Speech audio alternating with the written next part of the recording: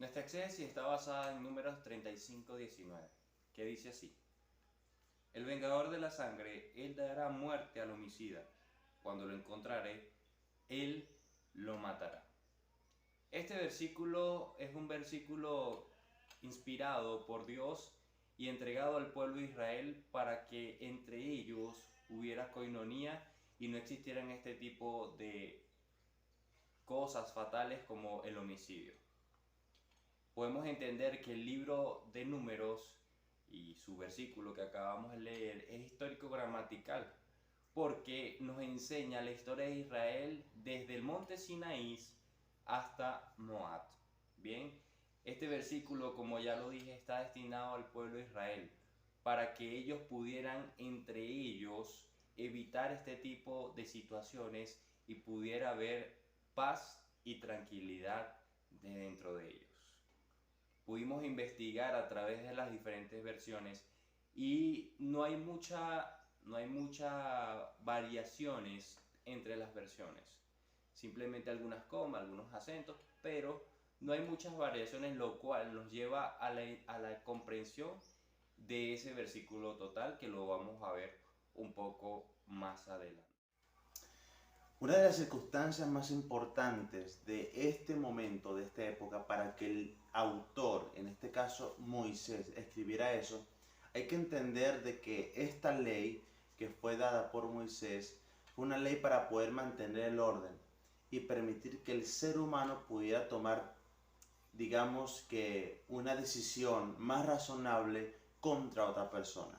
De que si la persona mataba a alguien más, pues entonces tenía el derecho de poder también, o tenía el derecho también matarlo a él, siempre y cuando el asesinato sea con alevosía y ventaja. Creo que me parece muy importante esta frase porque, o este versículo, porque nos enseña lo que es justicia. La justicia de Dios es lo más importante de este, de esta historia, de la historia de la humanidad. Hay gente que me ha preguntado por qué muchas personas Dios permite la muerte, por qué Dios permitió que la gente muriera.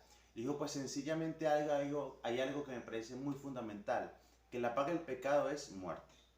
O sea, sí o sí, Dios prácticamente está siendo justo con las decisiones que a veces el pueblo de Israel tomaba a través de esta ley, de que era que Moisés permitía de que si la persona mataba a alguien más, él también tenía el derecho tenía el derecho no, sino que también tenía que ser asesinado, ¿no? Para que pudiera hacer cumplir la ley. Me parece importante también que la relación que tiene este texto con el resto del libro, para poder entender todo este texto con el resto del libro, hay que entender que también se menciona varias frases con respecto a una llamada el vengador, versículo 12. Creo que la venganza es algo que no viene de nosotros, obviamente, humanamente hablando. Nosotros creemos que la venganza viene de Dios. Pero en esa época había que tomar ciertas medidas para que el pueblo de Dios tuviera ciertas restricciones eh, para poder hacer las cosas de la mejor manera. Y bueno, creo que eso es importante entender eso para que hoy en día podamos entender ese versículo. Les vengo a hablar de las palabras claves de las cuales nos habla el texto. Entre ellas podemos resaltar la palabra vengador de. Esta palabra puede indicar dos significados. Una, redentor, y la otra, vengador, en caso de homicidio. También tenemos la palabra sangre, que hace referencia al homicidio o venganza que se cobraba por alguna obra cometida mala. También tenemos la palabra encontrar o encontraré, que hace referencia a que el vengador buscaba a su víctima y luchaba hasta encontrarlo para cobrar venganza por el mal que había cometido. Ahora les voy a hablar acerca de las ideas teológicas que nos habla el texto. Allí podemos ver de que Dios permitía que se cobrara venganza. Esto era porque era la consecuencia de los actos que se habían cometido y por esa razón las personas tenían que sufrir la consecuencia de los actos que habían cometido.